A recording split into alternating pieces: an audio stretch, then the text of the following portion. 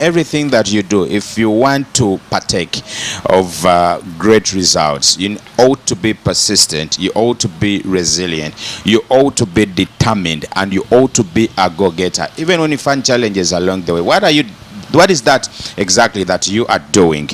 Be very intentional. Even when results are not that amount to your energy, keep pushing, keep believing, keep hoping, and keep knowing that he who started a good work in you is faithful to bring it to accomplishment. The wake up call. My name is Masanyu International. Muyivu Dala, the Jew all over, world over, or of course with the beautiful Nema Diana. The king of radio is here. In the break, he was teaching us about AI and was showing us how the advanced artificial intelligence so now teaching you, Masanyu, is doing wonders. Okay, he was teaching me and you. No, for fashion school.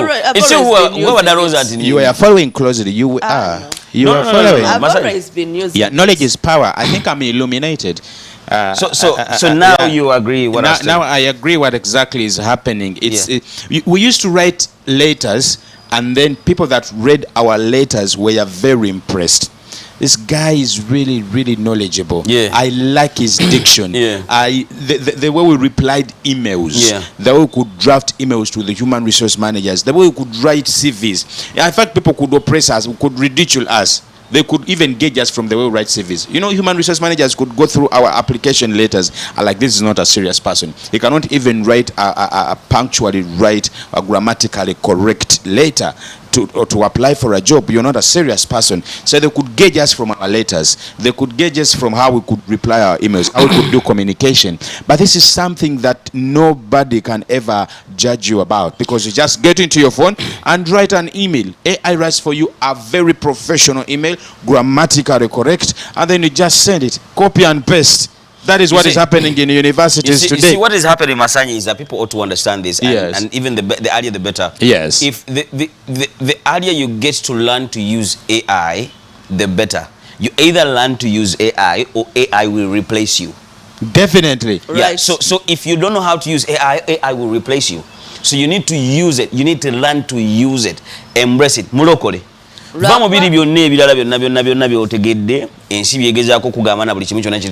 If you actually have a job today, invest yourself in AI knowledge. Invest yourself in it, or else it will replace you. AI right now can literally do anything. I pity designers. However, at campus, at universities, especially out of Uganda, I don't know about Uganda, they can detect that this is an AI generated essay, or this work has been done by AI. What maybe you can do is, after AI gives you everything, you retype it. No, what happens with AI is interesting. People, you don't copy and paste. No, you can't copy and paste. Yeah, but also the other thing is that I have an AI bot that actually detects that whatever you've given me is AI. Generated. AI has different languages. There are 5 languages of AI. So it will tell you this is commonly in the 0.1 AI or something like that. There's a 0.4, and then guess what? AI is interesting. The AI that you can't detect, is the AI that is quite expensive. So AI ranges from $20 to actually over $200 per month. So the same way you're paying for internet monthly is the same way you actually need to put aside money to actually pay for AI monthly as well.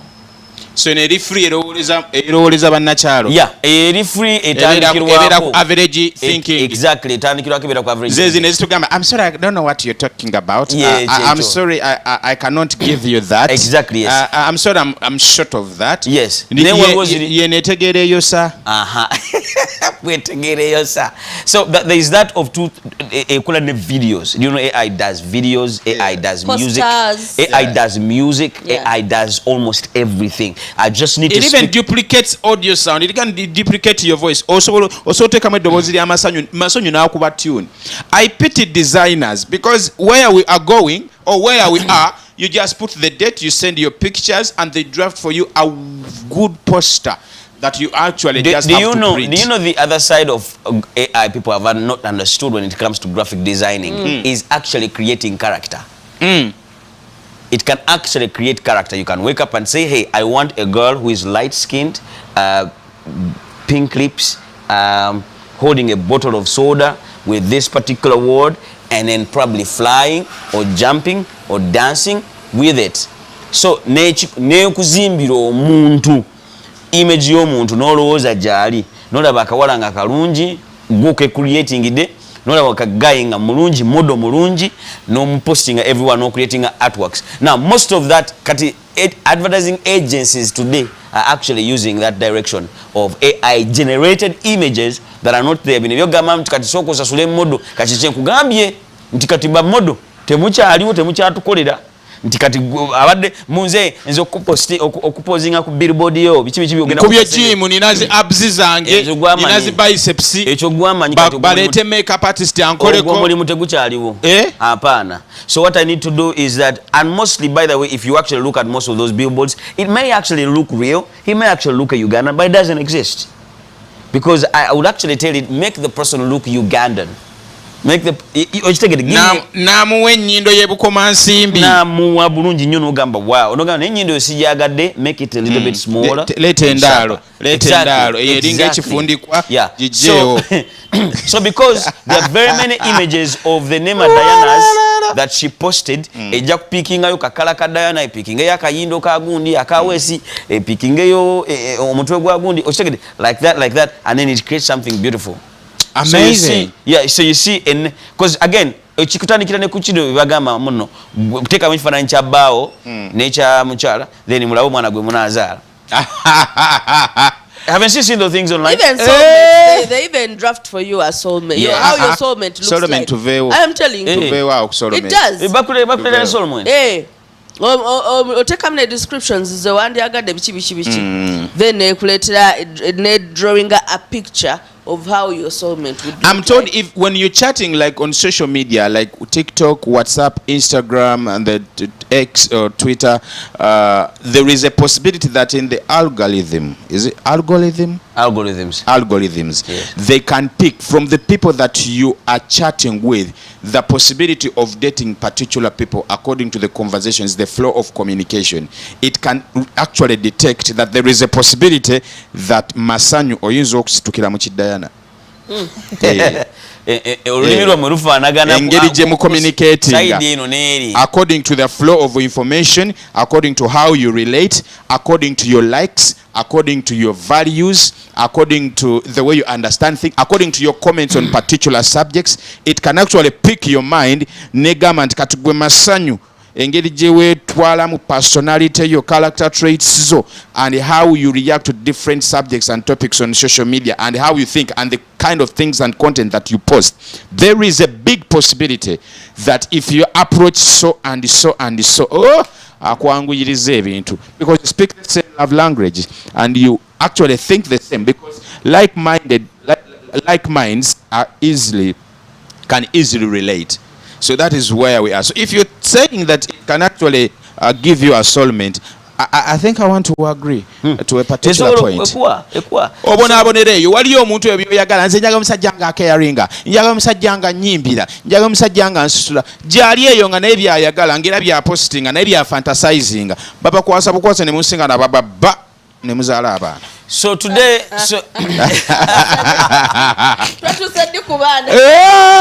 era gwe mulamu omukulu naye kyetajja kukola tejja tuzaalira ekyo Mukama yakyesigaliza.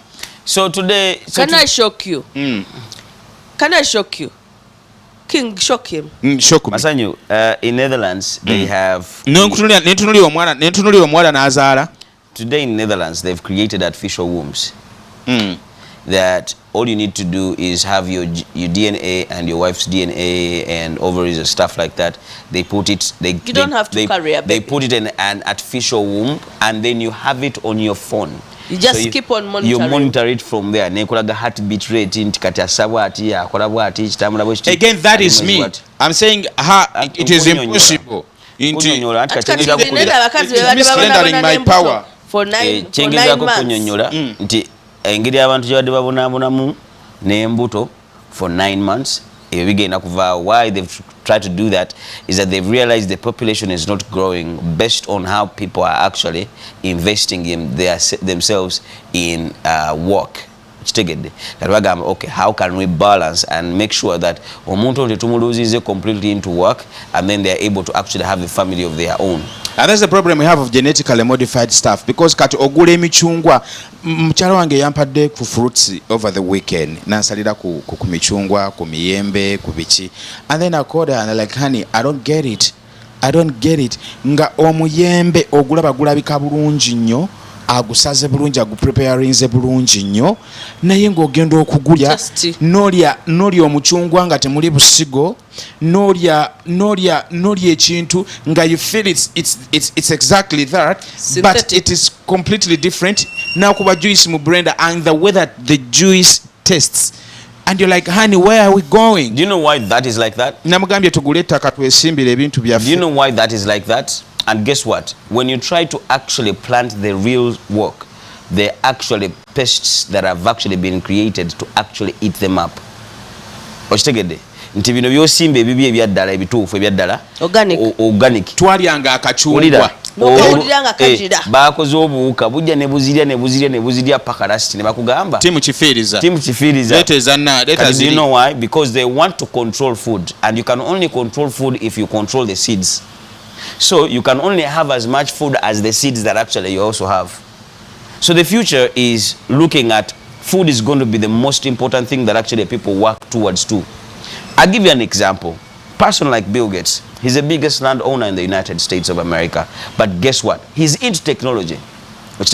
What software? Microsoft. But guess what? He's actually, his land, all that land is actually growing genetically modified foods. So now, tell me, if you have acres and miles of land that are actually planting genetically modified food, for which people and for what purpose and for which use? It's because people are looking at far where we're actually even looking at for them to be able to live life. So, wetugenda okudda waneno bagenda kugamba nti mwebale balimi bannaffe naye ensigo zirize mwabiranga n'oli omuyembe ensigo n'emera tekikyaliwo kubanga kati that's why you have food without ensigo, because they don't want you to actually ensigo zibeera modified and made.